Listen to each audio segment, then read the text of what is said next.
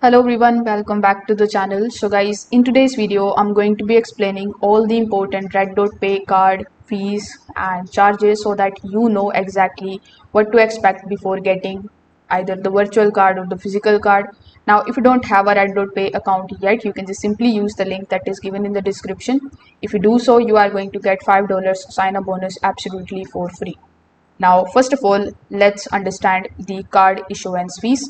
So the virtual card application is going to cost you $10, but if you use the coupon code that is given in the description for virtual card specifically, you are going to get it for only $8, meaning that you are going to get 20% off. Now, similar for the physical card, it is going to cost you $100. But again, if you use the coupon code that is given in the description, you are going to save 20% on that, meaning that you are going to get it for only $80. Just keep in mind that the $5 welcome bonus that you are going to get when you use the link that is given in the description cannot be used to pay this particular card for the issuance fee. You need to separately add this much amount inside your RedotPay wallet, and then you can use it in order to basically purchase the virtual or the physical card.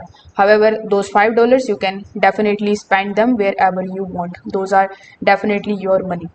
Now let's talk about the spending and the ATM fees.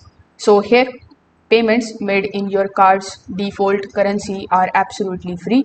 For the non-default currency transactions, there is a 1.2% foreign exchange fee. If you withdraw cash from an ATM, RedotPay charges a 2% ATM withdrawal fee, and the ATM operator also charge you an additional fee.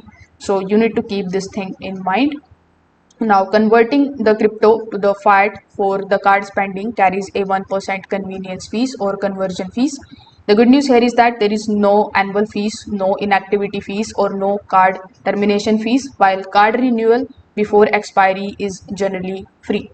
So, for more details, you can also go through this particular chart, which is also going to show you the balance limit, the transaction limits, the ATM withdrawal limits.